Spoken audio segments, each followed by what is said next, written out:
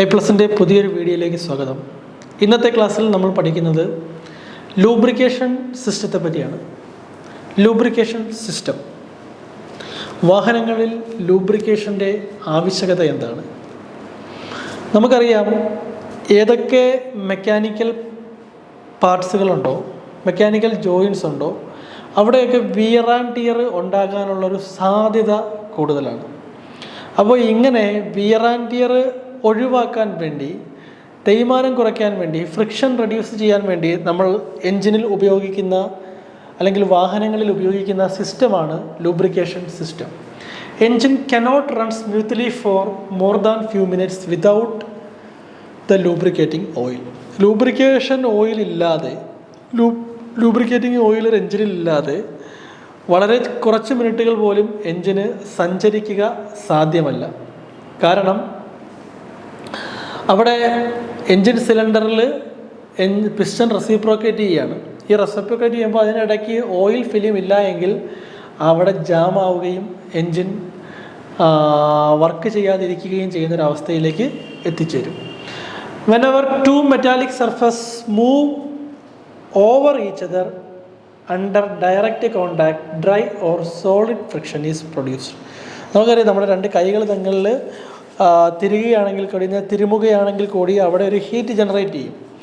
ഏത് മെക്കാനിക്കൽ പാർട്ടാണെങ്കിൽ കൂടി രണ്ട് മെക്കാനിക്കൽ പാർട്ടുകൾ തമ്മിൽ ഒന്നിന് മുകളിൽ ഒന്ന് സഞ്ചരിക്കുന്ന സമയത്ത് അവിടെ ഹീറ്റ് ജനറേറ്റ് ചെയ്യുകയും സോളിഡ് ഫ്രിക്ഷൻ അല്ലെങ്കിൽ ഡ്രൈ ഫ്രിക്ഷൻ പ്രൊഡ്യൂസ് ചെയ്യുകയും ചെയ്യും.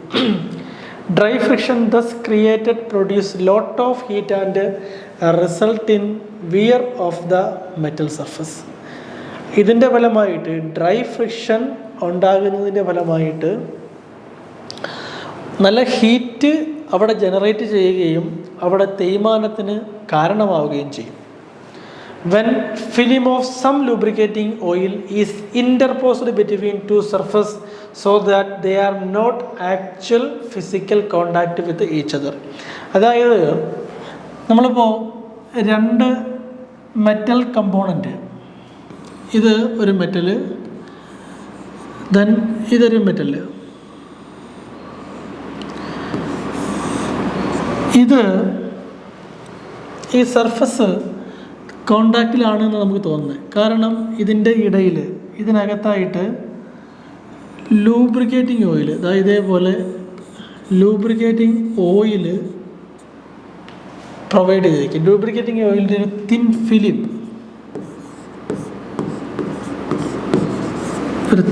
പ്രൊവൈഡ് ചെയ്തിരിക്കും. സോ ഇവിടെ direct metal to metal contact ഉണ്ടാകില്ല. Direct metal to metal contact ഉണ്ടാവില്ല. ഈ മെറ്റൽ ടു മെറ്റൽ കോണ്ടാക്റ്റ് ഇല്ലാത്തത് കൊണ്ട് തന്നെ, direct metal to metal contact ഉണ്ടാകാതെ ഇരിക്കുന്നത് കൊണ്ട് അവിടെ നമുക്ക് ഹീറ്റ് ജനറേറ്റ് ആവുകയോ വിയർ ആൻഡ് ടിയർ ഉണ്ടാവുകയോ ചെയ്യുന്നില്ല. ഇതാണ് ഒരു വാഹനത്തിൻ്റെ ലൂബ്രിക്കേഷൻ സിസ്റ്റത്തിൻ്റെ പ്രാധാന്യം. Then purpose of lubrication. ലൂബ്രിക്കേഷൻ്റെ പർപ്പസ് എന്തൊക്കെയാണെന്നാണ് നമ്മൾ നോക്കുന്നത്. The primary purpose of lubrication.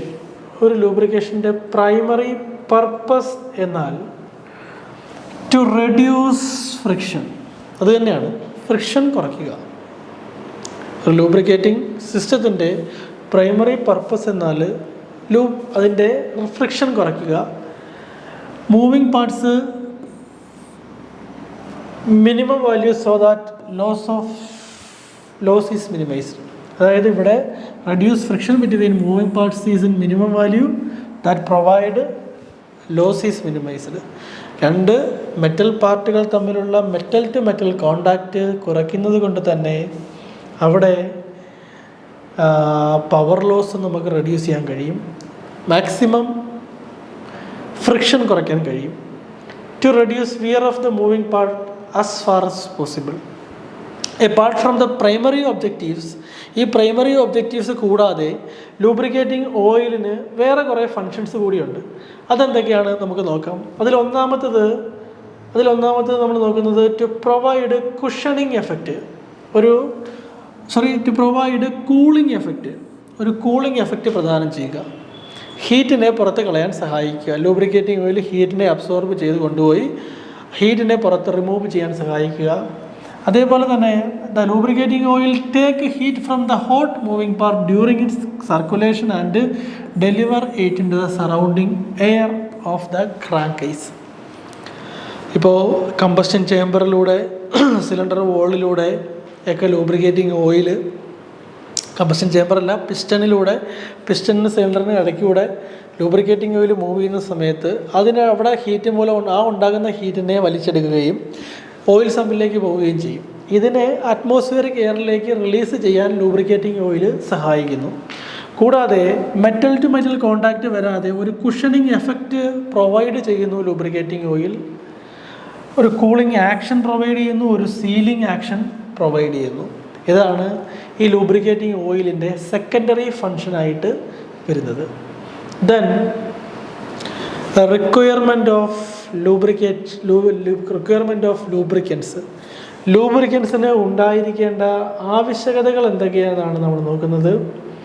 അതിൽ ഒന്നാമത്തത് viscosity, 2 physical stability, 3 chemical stability, then resistance against corrosion, pour point, flash point and fire point, cleanliness, resistance against extreme pressure. ഇത്രയുമാണ് ഒരു lubricating ഓയിലിന് ഉണ്ടായിരിക്കേണ്ട ഗുണങ്ങൾ. വിസ്കോസിറ്റി, ഒഴുക്കിനെതിരെയുള്ള പ്രതിരോധതയാണ് നമ്മൾ വിസ്കോസിറ്റി എന്ന് പറയുന്നത്. Viscosity is resistance to flow. അതാണ് ലൂബ്രിക്കേറ്റിംഗ് ഓയിലിൻ്റെ വിസ്കോസിറ്റി എന്ന് പറഞ്ഞാൽ. Viscosity may be considered as resistance of lubricating oil to flow. Lubricating oil ഒഴുകുന്നതിന് എതിരായിട്ടുള്ള പ്രതിരോധമാണ് വിസ്കോസിറ്റി. ഒരു ലൂബ്രിക്കേറ്റിംഗ് ഓയിലിന് വിസ്കോസിറ്റി ഉണ്ടാകണമെന്ന് പറയാൻ കാര്യം, ഒരു മെറ്റൽ സർഫസിലൂടെ ലൂബ്രിക്കേറ്റിംഗ് ഓയിൽ ഒഴുകുമ്പോൾ ഇത് വളരെ ഫാസ്റ്റായിട്ടാണ് പോകുന്നതെങ്കിൽ ആ സർഫസിൽ എഫക്റ്റീവായിട്ട് ലൂബ്രിക്കേറ്റിംഗ് ഓയിൽ നിൽക്കില്ല. ഇനി വളരെ സ്ലോ ആയിട്ടാണ് പോകുന്നതെങ്കിൽ എഫക്റ്റീവായിട്ട് ലൂബ്രിക്കേഷൻ എല്ലായിടത്തും കിട്ടില്ല. അപ്പോൾ അതിനൊരു വിസ്കോസിറ്റിയും അതിനൊരു മൂവ്മെൻറ്റ് റേറ്റും ഉണ്ടാകണം. ഈ വിസ്കോസിറ്റി എന്ന് പറയുമ്പോൾ റെസിസ്റ്റൻസ് ടു ഫ്ലോ ആണ് വിസ്കോസിറ്റി. ഒഴുക്കിനെ തടയുന്നതാണ്, ഒഴുക്കിനെതിരെയുള്ള പ്രതിരോധമാണ് വിസ്കോസിറ്റി എന്ന് പറയുന്നത്. Viscosity of the lubricating oil should be just sufficient to ensure hydrodynamic lubrication. Lubrication കൊടുക്കാൻ കഴിയുന്ന രീതിയിൽ എഫിഷ്യൻ്റ് ആയിരിക്കണം ഒരു ഓയിലിൻ്റെ viscosity. Higher viscosity causes resistance to the movement of the engine components. At all operating temperature, viscosity should fall below the minimum value required to maintain hydrodynamic lubrication. ഈ വിസ്കോസിറ്റിക്ക് ഒരു പ്രത്യേകതയുണ്ട്. Viscosity അതായത് ടെമ്പറേച്ചർ കൂടുമ്പോൾ viscosity കുറയും, temperature കുറയുമ്പോൾ viscosity കൂടും. അപ്പോൾ എഞ്ചിൻ്റെ ടെമ്പറേച്ചർ കൂടുന്നതിനനുസരിച്ച് വിസ്കോസിറ്റി കുറഞ്ഞ് അതിൻ്റെ ഹൈഡ്രോഡൈനാമിക് ലൂബ്രിക്കേഷനെ മെയിൻറ്റെയിൻ ചെയ്യാൻ പറ്റുന്ന തരത്തിൽ നിൽക്കുന്ന രീതിയിലായിരിക്കണം ഒരു വാഹനത്തിൻ്റെ വിസ്കോസിറ്റി അല്ലെങ്കിൽ ഒരു ലൂബ്രിക്കേറ്റിംഗ് ഓയിലിൻ്റെ വിസ്കോസിറ്റി ഉണ്ടായിരിക്കേണ്ടത്. The viscosity of the oil, viscosity of all of the oil vary with temperature. ടെമ്പറേച്ചറിനെ ടെമ്പറേച്ചർ ഡിപ്പെൻഡൻ്റ് ആണ് വിസ്കോസിറ്റി. ടെമ്പറേച്ചറിനനുസരിച്ച് വിസ്കോസിറ്റി ചേഞ്ച് ആവും. With minimum variation is preferred. നമ്മളൊരു എൻജിനിൽ ഉപയോഗിക്കുന്ന ഓയിലിൻ്റെ വിസ്കോസിറ്റിയുടെ വേരിയേഷൻ എന്തായിരിക്കണം? മിനിമം വേരിയേഷൻ ആയിരിക്കണം. എൻജിൻ്റെ ടെമ്പറേച്ചർ ഡിഫറെൻ്റ് ആയിരിക്കും ഓരോ സമയത്തും. അതിനനുസരിച്ച് അതിൻ്റെ ക്യാരക്ടറിസ്റ്റിക്സിൽ വേരിയേഷൻ ഉണ്ടാകുന്ന ലൂബ്രിക്കേറ്റിംഗ് ഓയിൽ നമ്മൾ ഉപയോഗിക്കാൻ പാടില്ല. Viscosity of lubricating oil at the time of starting of the engine should be low. Otherwise viscosity is very high, engine may be not start. Engine start ചെയ്യുന്നതിന് വിസ്കോസിറ്റി വളരെ കൂടുതലായിരിക്കും, അതിനുശേഷം viscosity കുറയും. Operating ടെമ്പറേച്ചറിലേക്ക് എത്തുമ്പോൾ viscosity വീണ്ടും കുറയും. അപ്പോൾ ഈ രീതിയിലായിരിക്കും എൻജിൻ്റെ വിസ്കോസിറ്റി വരുന്നത്.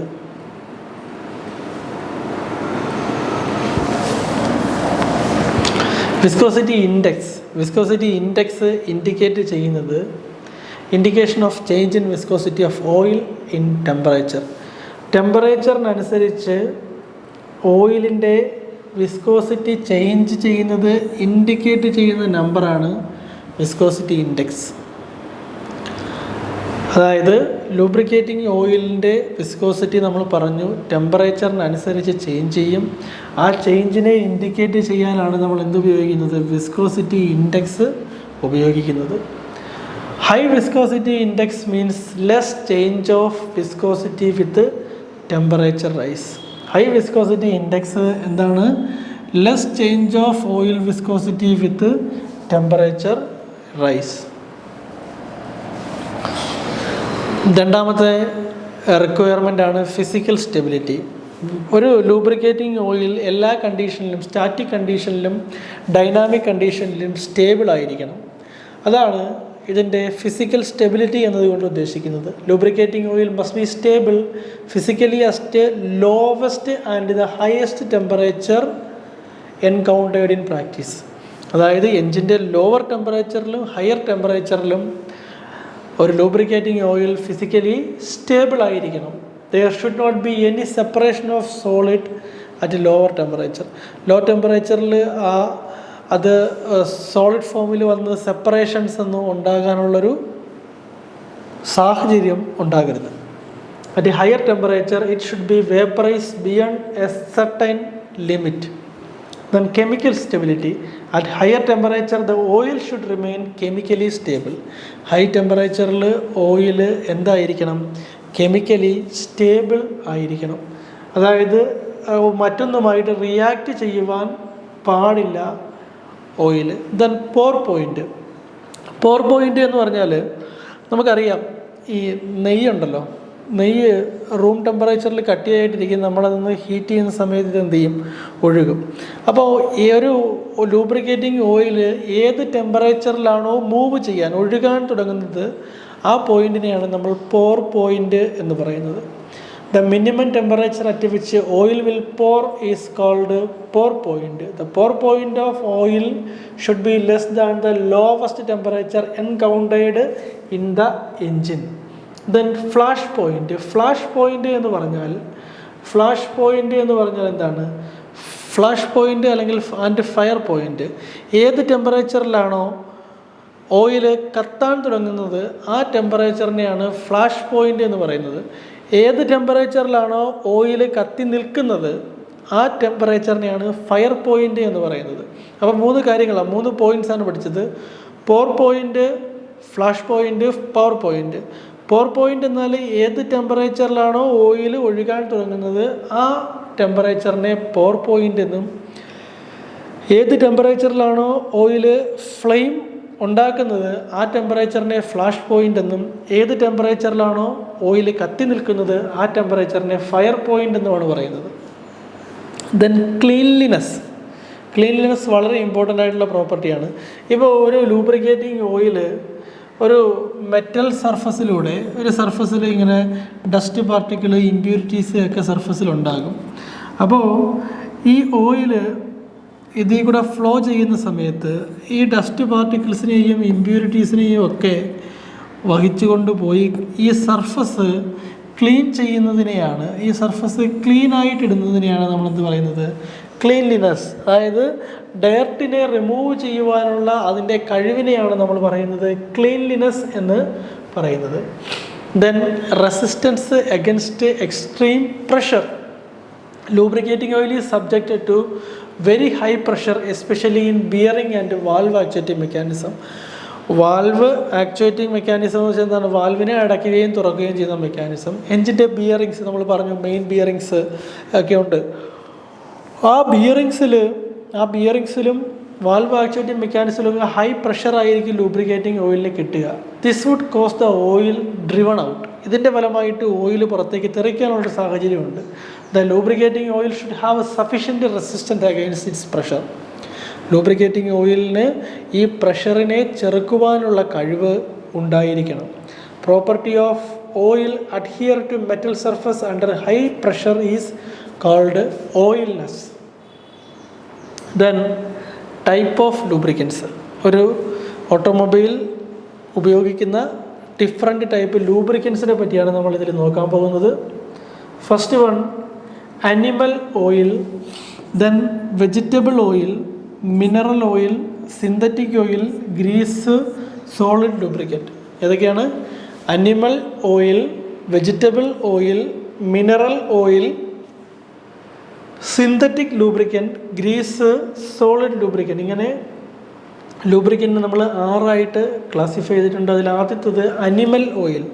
അനിമൽ ഫാറ്റിൽ നിന്ന് എക്സ്ട്രാക്റ്റ് ചെയ്തിരിക്കുന്ന ഓയിലിനെയാണ് അനിമൽ ഓയിൽ എന്ന് പറയുന്നത്. അനിമൽ ഫാറ്റിൽ നിന്ന് എക്സ്ട്രാക്റ്റ് ചെയ്തെടുക്കുന്ന ഓയിലിനെയാണ് എന്ത് പറയുന്നത്? അനിമൽ ഓയിൽ എന്ന് പറയുന്നത്. ഇത് എൻജിൻ്റെ ലൂബ്രിക്കേഷന് ഉതകുന്ന തരത്തിലുള്ള ഓയിൽ അല്ല. It is not suitable for automobile engine lubrication. They are oxidised easily and becoming gummy after some use. ഒരു പശ ആയിട്ട് സർഫസിൽ പറ്റിപ്പിടിച്ച് എൻജിൻ്റെ പ്രോപ്പർട്ടിയിൽ വ്യത്യാസം വരുന്നത് കൊണ്ട് തന്നെ ഈ അനിമൽ ഓയിൽ നമുക്ക് അങ്ങനെ ഉപയോഗിക്കാൻ കഴിയുന്ന ഒരു ഓയിലല്ല. രണ്ടാമത്തത് വെജിറ്റബിൾ ഓയിൽ. ഇത് സീഡ്സിൽ നിന്നും ഫ്രൂട്ട് ഓഫ് പ്ലാന്റ് ട്രീ ഇവിടെയൊക്കെ നിന്ന് എക്സ്ട്രാക്ട് ചെയ്തെടുക്കുന്ന ഓയിലാണ് vegetable oil. They are produced from seeds, fruit of plant trees etcetera. Like animal oil, they are also easily oxidised and become gummy. Animal oil പോലെ തന്നെ ഇത് വളരെ പെട്ടെന്ന് ഓക്സിഡൈസ്ഡ് ആവും, അതേപോലെ തന്നെ അതിന് ഗമ്മി നേച്ചർ ഉണ്ട്. Castor oil, which is vegetable oil, once found extensively use in automobile industry because of its high viscosity. Castor oil നമ്മൾ ഓട്ടോമൊബൈലിൽ ഉപയോഗിക്കുന്ന ഒരു ടൈപ്പ് ഓഫ് വെജിറ്റബിൾ ഓയിലാണ്. അതിൻ്റെ ഫിലിം സ്ട്രെങ്ത് ഒക്കെ കൂടുതലാണ്. Then mineral oil. ഏറ്റവും കൂടുതലായിട്ട് ഓട്ടോമൊബൈലുകളിൽ ഉപയോഗിക്കുന്ന ടൈപ്പ് ഓയിലാണ് മിനറൽ ഓയിൽ. ഇത് ഡിറൈവ് ചെയ്തെടുക്കുന്നത് പെട്രോളിയത്തിൽ നിന്നാണ്. മിനറൽ ഓയിൽ ഡിറൈവ് ചെയ്തെടുക്കുന്നത്. അതുകൊണ്ട് തന്നെ ഓട്ടോമൊബൈലിൽ ഏറ്റവും കൂടുതലായിട്ട് യൂസ് ചെയ്യുന്ന ഓയിലും മിനറൽ ഓയിലാണ്. അതിന് അതിൻ്റേതായ അഡ്വാൻറ്റേജസും പ്രോപ്പർട്ടീസും ഉണ്ട് comparing to vegetable and animal oil. Chiefly the mineral oil is contain hydrocarbons. ഇതിൽ മിനറൽ ഓയിൽ ഫ്യുവലിനെ പോലെ തന്നെ എന്താണുള്ളത്? ഹൈഡ്രോ കാർബൺസ് ആണ് ഉള്ളത്. The molecular structure may be further subclassified into paraffins, naphthenes, aromatics and ഒലിഫീൻസ്.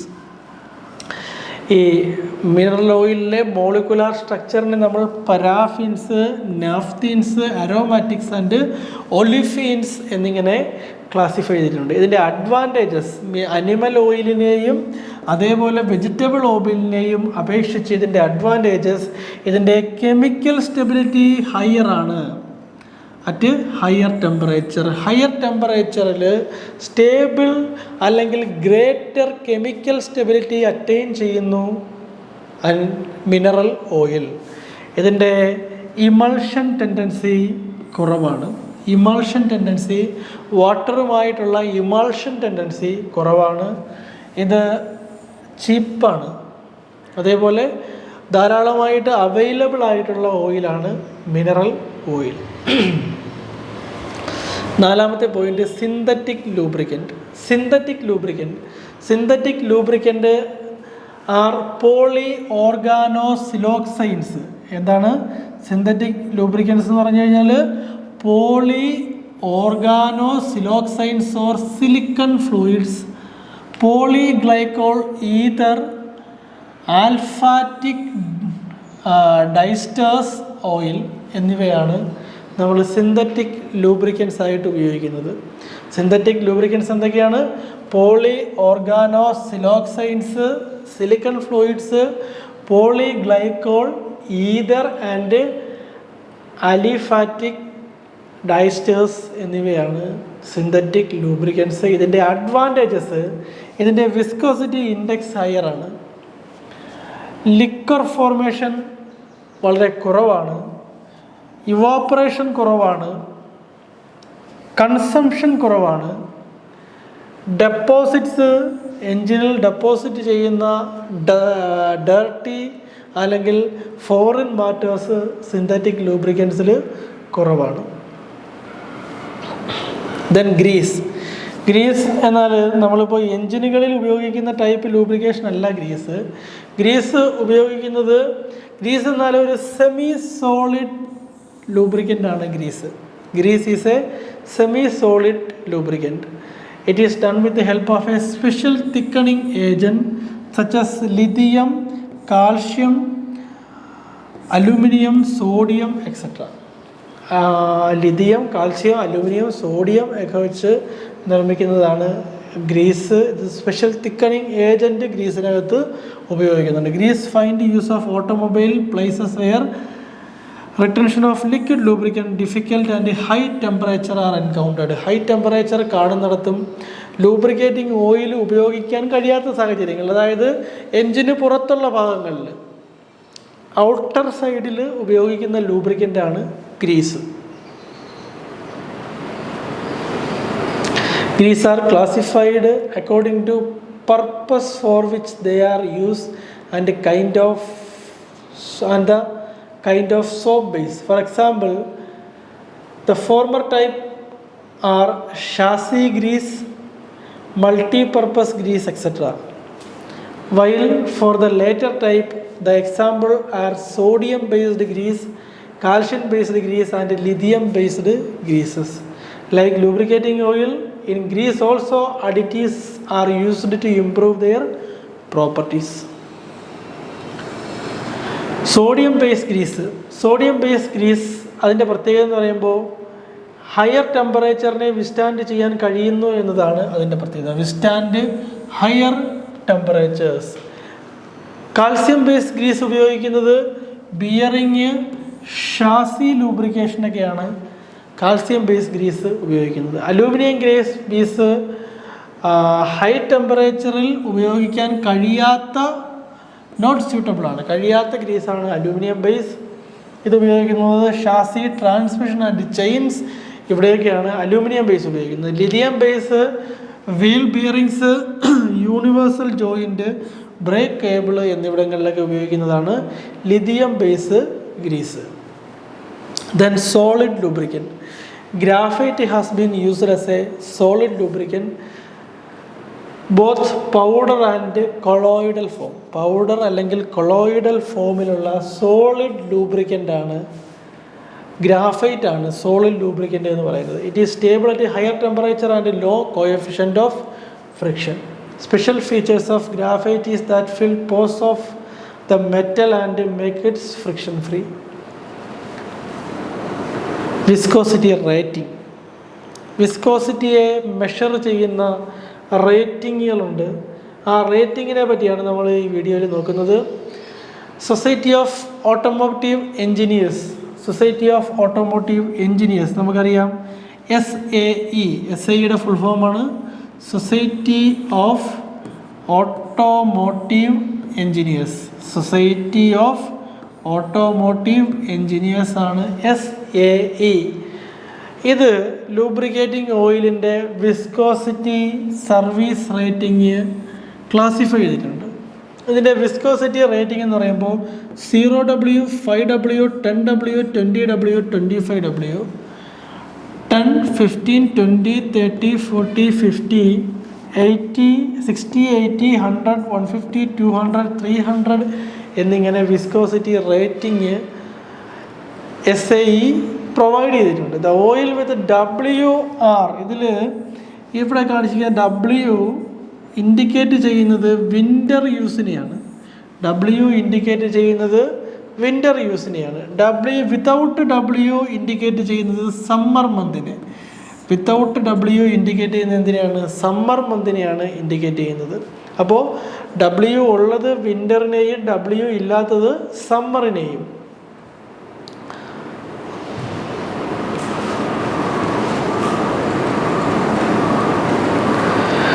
In the case of multi-grade oil, change of viscosity with temperature is minimum. മൾട്ടിഗ്രേഡ് ഓയിലിൽ ടെമ്പറേച്ചറിനനുസരിച്ച് viscosity change ആകുന്നത് വളരെ കുറച്ച് മാത്രമാണ്, minimum റേറ്റിലാണ് മൾട്ടിഗ്രേഡ് ഓയിലിൽ ടെമ്പറേച്ചറിനനുസരിച്ച് viscosity change ആകുന്നത്. For example SAE 10W30, SAE 10W30 oil has same viscosity of SAE 10W. അതേപോലെ തന്നെ same viscosity of SAE 30. അത് -18 ഡിഗ്രി ഫാരഡിൽ അതിൻ്റെ ക്യാരക്ടറിസ്റ്റിക്സ് എന്താണോ അതുപോലെ SAE 30 at 210 ഡിഗ്രി ഫാരഡിൽ ഉള്ള ക്യാരക്ടറിസ്റ്റിക്സും എക്സിസ്റ്റ് ചെയ്യുന്ന ഓയിലാണ് SAE 10W30. The advantage of such oil is that during cold starting there is reduced power loss on account of less friction. Further, this also avoid the necessity of using different oil for winter and summer months. അപ്പോൾ ഇതിനെ multi grade oil എന്നാണ് പറയുന്നത്. Multi grade oil, ഒരു grade ഈ 10W മറ്റേ grade 30. അപ്പോൾ 10W SAE 10W എന്ന ഓയിലിൻ്റെ ക്യാരക്ടറിസ്റ്റിക്സ് ഉണ്ട്. അതേപോലെ തന്നെ SAE 30 എന്ന ഓയിലിൻ്റെ ക്യാരക്ടറിസ്റ്റിക്സും ഉള്ള ഓയിലാണ് SAE 10W/30. അതായത് മൾട്ടി ഗ്രേഡ് 10W വിൻ്റർ സീസണിലും അതേപോലെ തന്നെ SAE 30 സമ്മർ സീസണിൽ ഉപയോഗിക്കുന്ന ഓയിലിൻ്റെയും കമ്പൈൻഡ് എഫക്റ്റ് കൊടുക്കുന്ന ഓയിലാണ് SAE 10W30. The advantages of such oil is during the cold starting there is reduced power loss on account of less friction. Cold starting problems ഈ oil ഉണ്ടാക്കുന്നില്ല. Further this avoid necessity of using different oil for winter and summer month. Winter മന്തിലും summer മന്തിലും വേറെ വേറെ oil ഉപയോഗിക്കേണ്ട സാഹചര്യം ഉണ്ടാക്കുന്നില്ല ഈ രീതിയിലുള്ള ഓയിലുകൾ ഉപയോഗിക്കുമ്പോൾ. Service rating. American Petroleum Institute API introduce ചെയ്തതാണ്. ഇപ്പോൾ SAE ഇൻട്രൊഡ്യൂസ് ചെയ്തതാണ് SAE റേറ്റിംഗ്. അതേപോലെ തന്നെ API ഇൻട്രൊഡ്യൂസ് ചെയ്തതാണ് API റേറ്റിംഗ്. ഈ പെട്രോളിയം പ്രോഡക്റ്റിന് API പ്രൊവൈഡ് ചെയ്യുന്ന റേറ്റിംഗ് ആണ് API rating. SAE and API classifications are simultaneously. The classifications of lubricating oil according to the service condition different for petrol and diesel engines. ഇവിടെ S stands for service rating of petrol engine. SA, SB, SC etcetera SM വരെ petrol എഞ്ചിൻ്റെ different service, petrol എഞ്ചിനിലെ lubricating ഓയിലിൻ്റെ different service റേറ്റിങ്ങിനെ indicate ചെയ്യും. ഇനി diesel എഞ്ചിനിലാകുമ്പോൾ എസ്സിന് പകരം അവിടെ C ആണ്. എസ്സിന് പകരം C ആണ് ഉപയോഗിക്കുന്നതെങ്കിൽ അത് ഡീസൽ എഞ്ചിൻ്റെ സർവീസ് റേറ്റിംഗ് ആണ്. For example CA, CB, CC, CD, CE, CF, CG, CH എന്നിവയെല്ലാം ഡീസൽ എഞ്ചിൻ്റെ സർവീസ് റേറ്റിങ്ങിനെ ഇൻഡിക്കേറ്റ് ചെയ്യുന്നതാണ്. അപ്പോൾ ഓരോ designation, SA designation for mildest condition, SB and SC severe condition, അങ്ങനെ ഓരോ കണ്ടീഷനെ ഇൻഡിക്കേറ്റ് ചെയ്യുന്ന API റേറ്റിംഗ് ആണ്. അതേപോലെ തന്നെ gear ഓയിലിന് GL1, GL2, GL3, GL5, MT1 എന്നിങ്ങനെ ഗിയർ റേറ്റിംഗും പ്രൊവൈഡ് ചെയ്തിട്ടുണ്ട്. അപ്പോൾ ലൂബ്രിക്കേറ്റിംഗ് ഓയിലിൻ്റെ റേറ്റിംഗ് ഇൻഡിക്കേറ്റ് ചെയ്യുന്നതാണ് SAE റേറ്റിംഗും API rating. SAE society of automotive engineers, API American Petroleum institute. കൂടുതൽ കാര്യങ്ങൾ നമുക്ക് നെക്സ്റ്റ് ക്ലാസ്സിൽ പഠിക്കാം. Thank you.